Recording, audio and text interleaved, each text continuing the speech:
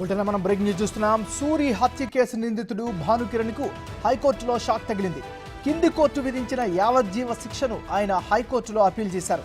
అయితే హైకోర్టులోనూ భానుకిరణ్కు చుక్కెదురైంది. కింది కోర్టు నిర్ణయాన్ని హైకోర్టు సమర్థించింది.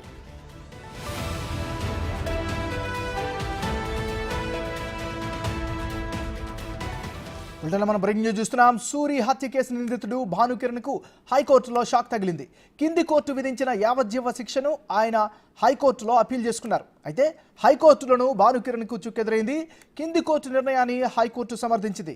ఇక తాజా సమాచారానికి సంబంధించి మరింత డీటెయిల్స్ని మా రిపోర్టర్ సురేష్ అందిస్తారు. సురేష్, సూరి హత్య కేసులో భానుకి నాంపల్లి కోర్టు యావజ్జీవ కారాగార శిక్ష విధిస్తూ ఆదేశాలు జారీ చేయడం జరిగింది. ప్రస్తుతం చెంచల్గూడ జైల్లోనే భాను శిక్ష అనుభవిస్తూ ఉన్నాడు. దీన్నే ఈ నాంపల్లి ఇచ్చిన తీర్పును హైకోర్టులో సవాల్ చేస్తూ ఈ కేసు శిక్షను తగ్గించి కొట్టివేయాలని చెప్పేసి కూడా ఆయన హైకోర్టులో పిటిషన్ వేయడం జరిగింది. దాదాపు సుదీర్ఘ వాదనలు ఉన్న తర్వాత ఈ పిటిషన్ ని కొట్టివేయడం చేసి హైకోర్టు కొట్టేసింది.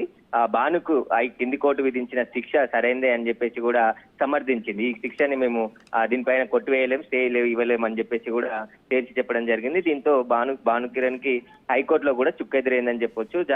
సూరి హత్య కేసులో ప్రధాన నిందితుడిగా భాను ఉన్నాడు కాబట్టి సరైన సాక్ష్యాధారాలు అన్నిటినీ కోర్టుకు సబ్మిట్ చేయడంతో కింది కోర్టు లైఫ్ ఆయనకి విధించడం జరిగింది శిక్ష. దాంతో పాటు ఈ కేసుకు సంబంధించి ఈ లైఫ్ శిక్షనే తను కొట్టివేయాలని చెప్పేసి కూడా ఇటు హైకోర్టుకు వెళ్లడంతోనే హైకోర్టు విచారించిన అనంతరం ఈ భాను వేసిన పిటిషన్ ని కొట్టివేసింది. Right, thank you Suresh.